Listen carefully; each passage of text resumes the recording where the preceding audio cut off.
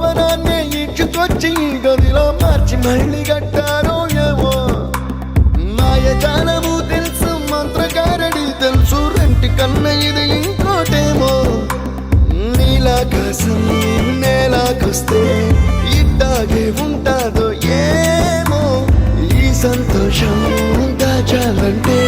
హృదయాలు ఓ వంద కావాలేమో ఇంతందంగా ఉంటుందా ఈ లోకం ఇన్నాళ్ళు ఈ మనసుకి తెలియాలేదే పాపం